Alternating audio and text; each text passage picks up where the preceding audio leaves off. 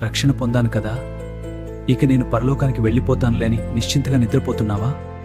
బాప్తిస్మం తీసుకున్న రోజు ఉన్న మంట, ఆ ఆసక్తి ఇప్పుడెక్కడా? లోక పనుల్లో పడి ఆత్మీయంగా నువ్వు చనిపోతున్నావని గమనించట్లేదా? దేవుని వాక్యం చదవడానికి బద్ధకం, ప్రార్థనలో కూర్చోవడానికి బద్ధకం, కానీ లోకపు వినోదాలకు మాత్రం గంటల కొద్దీ సమయం ఇస్తున్నావు. నీ ఆత్మ ఆకలితో అలమటిస్తోంది, కానీ నువ్వు మాత్రం శరీరానికి కావలసినవన్నీ పెడుతున్నావు. నిలబడి ఉన్నాననుకుంటున్నావేమో, జాగ్రత్త, నువ్వు పడిపోయే ప్రమాదంలో ఉన్నావు.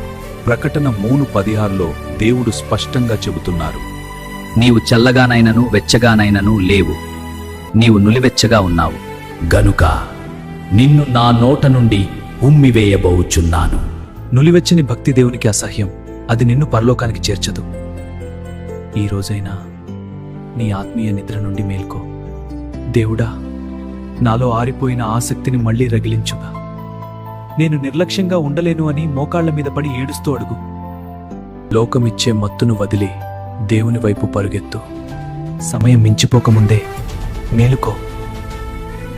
నువ్వు ఆగిపోయిన చోటు నుండే మళ్లీ నీ ప్రయాణాన్ని మొదలుపెట్టు.